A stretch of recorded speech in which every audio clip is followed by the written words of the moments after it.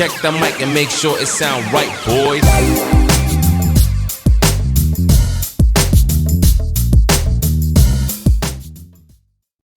Chris mentioned ideas, and that's where this whole flow of unique ideas started for me, age 25. I had the opportunity to go to work for this extraordinary man.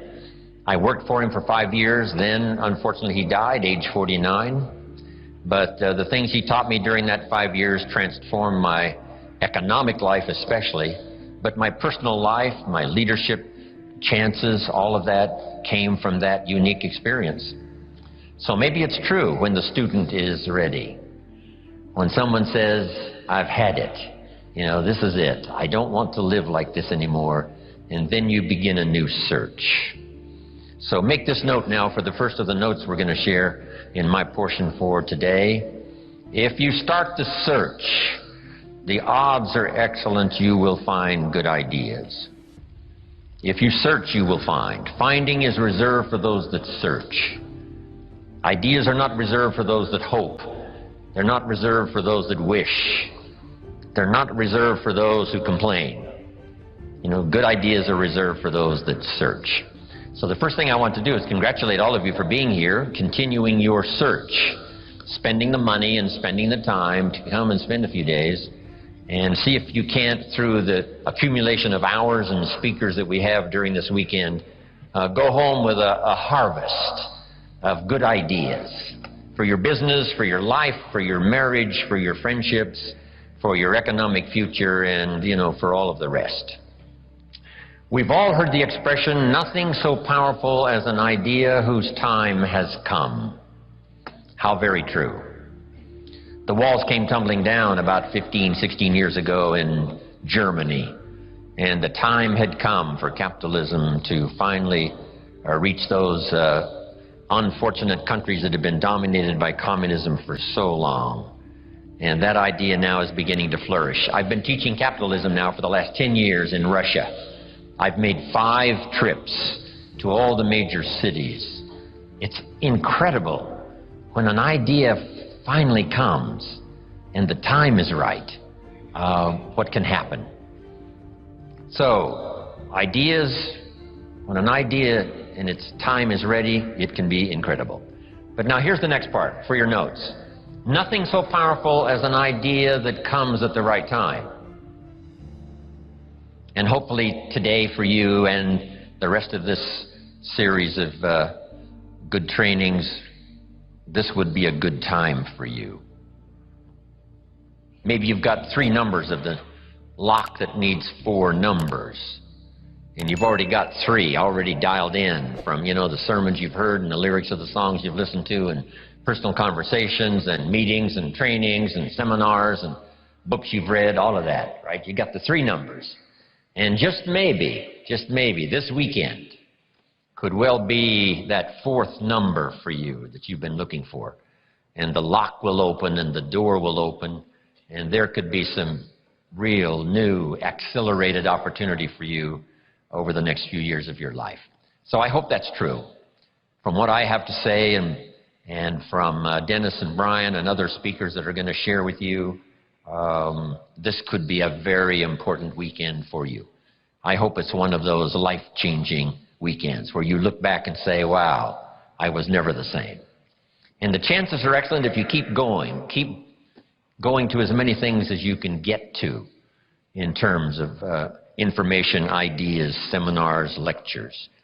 Because if you go continuously and systematically, some of them will be routine, some of them may be ordinary, and then just once in a while, some may be extraordinary, and you're never the same again. And you'll look back on that experience and say, that was one of the days that turned my life around. So I hope this weekend, from what I have to share and the rest of the speakers, this is one of those extraordinary weekends for you. Here's another note to make. No one person has all the answers. No one person has all the ideas.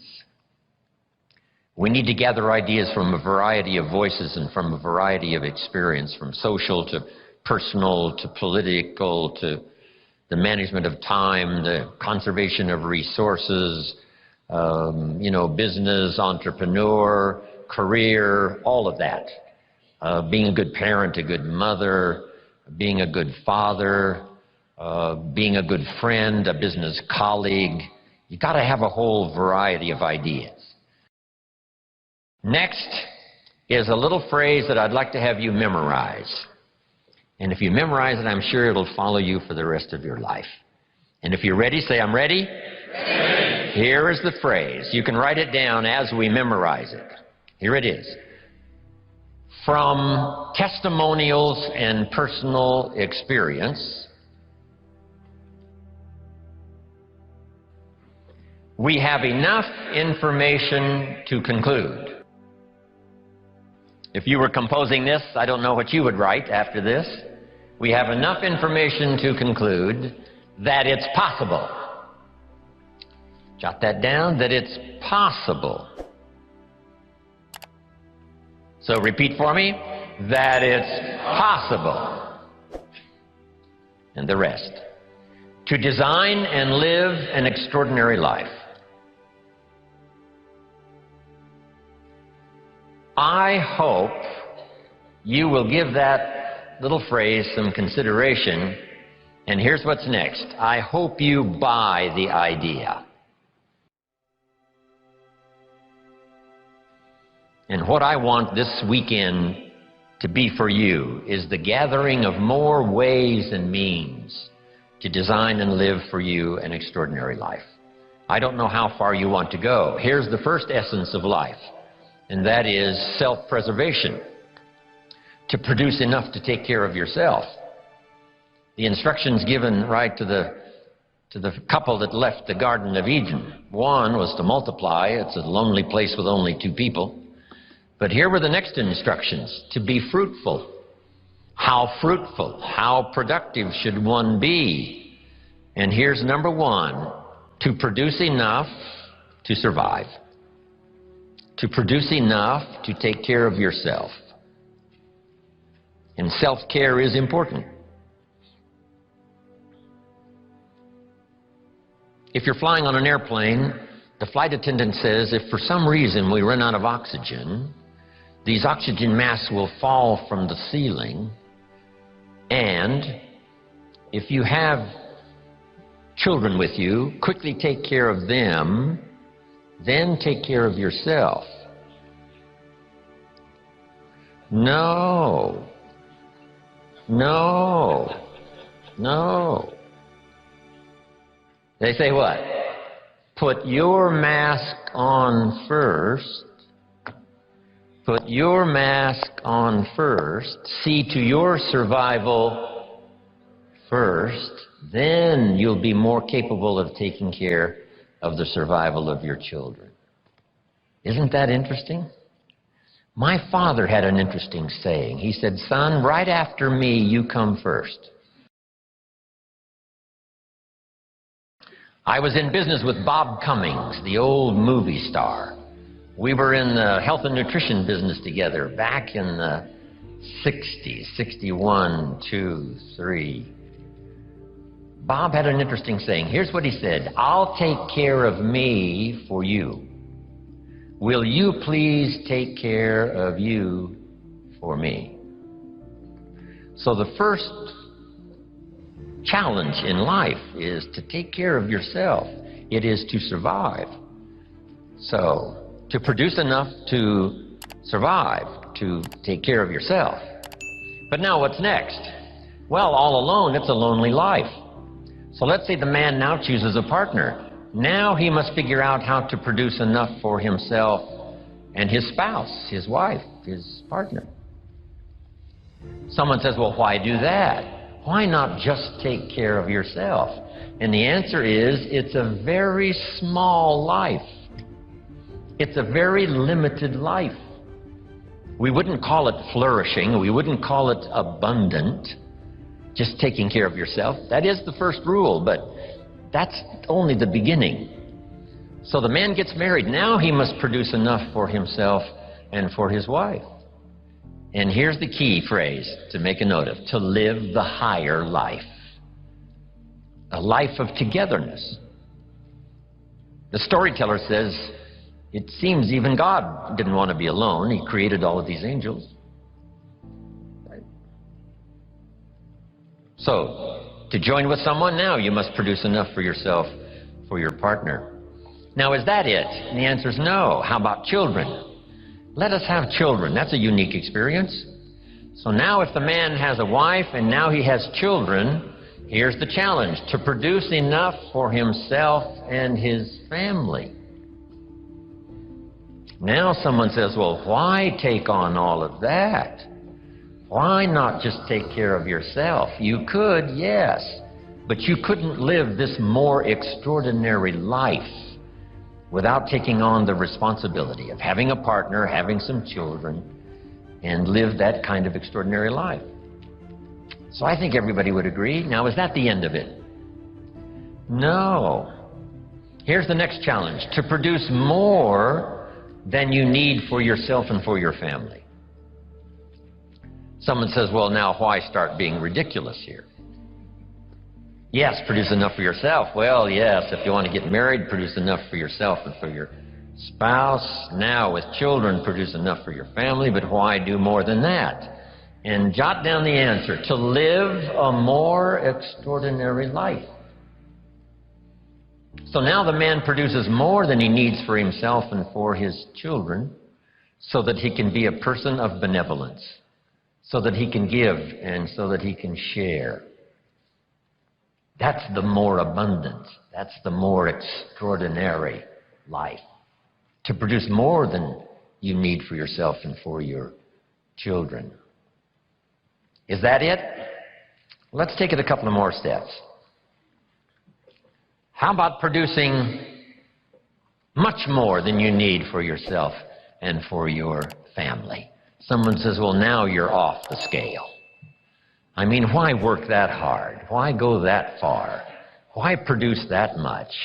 Some would say, just take care of yourself. Some would say, just, get a partner and that's it, and then children and that's it. And be a bit benevolent and that's it. But why not go this next step and produce much more than you need for yourself and for your children? And when someone says, why do that? All of us know the answer, right? Why not? If you've got the talent and the skill and the opportunity, why not put all of that together and see if you couldn't produce much more than you need for yourself and for your family? Let's say you earned $10 million this year, and you and your family only need $3 million. Which would probably cover most families, right? Some families are more expensive than others, as I discovered. But let's say $3 million would, cover a big, high percentage. So now if you and your family only needed $3 million for the year, now you have $7 million to give. And someone says what? Why do that? And the obvious answer is what? Why not? If you've got the talent and the skill and the time and the opportunity and the occasion and all this stuff comes together, why not? Let's go one more. How about producing far more than you need for yourself and for your family? And live the far more life. We've heard the story of Andrew Carnegie, right? Andrew Carnegie said this. He built the big steel industry back in the 20s here in America. Here was Andrew Carnegie's goal. I'm going to spend the first half of my life earning money. I'm going to spend the last half of my life giving it all away. Isn't that extraordinary? Wouldn't you call that an extraordinary life? And the answer is yes. He got so excited by that goal that the first half of his life, he earned $400 million, which back then was a lot of money. I mean, now, right, it doesn't seem to be that much, but, maybe back then it would total $40 billion, like Bill Gates. So $40 billion he earned the first half of his life. Guess what he did with the last half of his life? He gave it all away. And the big question is, why do that? And the answer is, why not? If you've got the opportunity to live, design and live an extraordinary life, why not do that? Now make these notes. What I hope you find here this weekend: ideas plus inspiration. That's the mixture that really turns things on, sends an entrepreneur program into high gear. Ideas plus inspiration. We need ideas for the goals and plans, and we need inspiration for the emotional vitality to put it to work, to make it grow, make it multiply. And here's what else I hope you'll find here: guidelines for translating response into results. You've responded to the call. Come, search, look, listen, take notes, get it, to take home with you.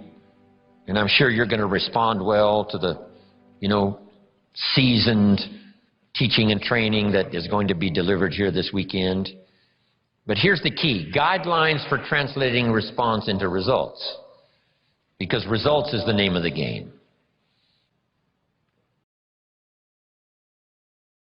There's no purpose in learning just for learning's sake. Wisdom and faith, as powerful as those components are, serve no useful purpose unless they are deposited. So make a note of the word, deposited. Wisdom and faith deposited into activity. Wisdom and faith put to work now produces a hotel, produces a Salk vaccine, produces a city, produces an institution of learning, produces a career, produces a relationship, right? Ideas and faith, believing that it's possible, that ideas can work miracles, now put to work. So the big job here is getting it all. And so now make the next note. Next is going home and translating it into high activity. Good health activity, a better relationship activity, an entrepreneur program activity, a new burst of speed in your sales career, all of that. That's what I'm really interested in. Because here's what's important to me, is for my name once in a while to appear in someone's testimonial. Make that note. It's one of life's greatest experiences, is when your name appears in somebody's testimonial. Somebody says, here's the person who found me. Here's the person who got me started. Here's the person who wouldn't let me quit. Gave me more reasons for staying than for leaving. Here's the person who believed in me until I could believe in myself. And then they mention your name. See, you can't buy that with money. And you don't have to give lectures and seminars to do it. You don't have to have an audience like this for the weekend in order to deliver value to someone's life. What if you had breakfast with a friend at Denny's 4 years ago, and you recommended this book that really meant a lot to you, and you said to your friend, you've got to read this book. I think it'll make a major contribution to your life. And your friend accepted the idea, went and got the book. Now, 4 years later, he's giving his testimonial. His business has flourished. His marriage is safe. Things are going extremely well, and someone says, where did this all begin for you? And he will say, 4 years ago at Denny's coffee shop. I sat with my friend, and he insisted that I read this book. I went and got it. And that book led to the next book, that led to the next class, that led to developing skills I never had before, and that led to some more seminars and lectures, and now look at my business, look at my life, it's flourishing. But it all began 4 years ago, Denny's coffee shop, when someone said, you've got to read this book. See, that's a person-to-person seminar, and those are just as valuable as person to 1,000. Person to 10,000, right? It doesn't matter the number. If you have a chance to deliver, quote a poem, recommend a book, here's a phrase, like I gave you this one to memorize. I think you'll remember this one maybe for a long, long time. Just something that's really extra meaningful to someone, whether it's at breakfast or wherever it is, whether it's for a child or whether it's for an adult, a friend, a business associate. If you'll keep up that process, I promise you, your name will continually appear in people's testimonials. And now I've had this happy experience now for the last 40, 45 years. And so that's one of the reasons why I came here this weekend, right? I don't need the money. You know, I've long ago made my fortune. I take the money, but I don't need the money. But here's what I do need. Continuing testimonials that say, Mr. Rohn, on a summer day in Anaheim, California at the Marriott, I was there that weekend, and something clicked, and the lights went on, and I got the gift of some good ideas. Here's what's happened to me. Then they mention my name. See, that's what I want. Continuing testimonials that come back to me saying thanks for sharing ideas. Jot these notes down now. Number one, be thankful for what you already have. Thanksgiving sets up, the situation where ideas can flow. Here's what locks up the doors of opportunity for good ideas, and that's cynicism. All you have to be is a practiced cynic. Cynical about the government, and cynical about politics, and cynical about the future, and cynical about the economy. Cynicism locks all the doors. But if you'll be thankful for what you have, however modest or however much it is, I think that's the beginning of receiving a flow of new ideas. Here's the next one. Be eager to learn. There's already some extraordinary success stories in this room. If we knew how successful, we would give you the podium. I would be happy to take notes. No matter how successful you are, be willing to learn some more. We in the Millionaires Club invite a billionaire once in a while to come talk to us. And he says, well, you guys are doing okay, but how about stepping up, right? How about multiplying by 2, by 3, by 5, by 10? Come on, you've just gotten started. So no matter how well you're doing, we could all use another idea, a couple of other things that linked together with what you already know could give you a whole new burst of productivity and extraordinary lifestyle. You have to do what we call some tough listening. And sometimes it's difficult to gather up everyone's, attention, because our lives really seem to be going on outside this room. A part of our life is going on here while we're here. But some of us, our kids are out there, and our business is out there, and our career is out there, and our job is out there, and everything is out there. So sometimes it's difficult to bring yourself within the, framework, inside these 4 walls and just really concentrate and do your best to get it all. Because I know how meaningful ideas can be. The name Earl Shope, still rings in my mind. I'm 25 years old. After the Girl Scout story experience, I'm introduced to a man who I had a chance to go to work for, and over the next 5 years, the ideas he shared with me not only made me rich, but gave me the foundation for a long-term career of sharing ideas, building business, making profits, hopefully wise investments, made an extraordinary contribution to my life. This unique man, he only went to the 9th grade in school. So the things he shared with me over that 5-year period were very simple, very ABC. But that's where I got all of those simple phrases. Let me just review some of them for you very quickly. For things to change for you, you have to change. I kept hoping the government would change, and taxes would change, and prices would come down, and things would get better. And then he said, for things to change for you, Mr. Rohn, you have to change. Wow, what a new revelation. Next, he said, don't wish it was easier, wish you were better. All of this started me on this unique journey of what I now call personal development.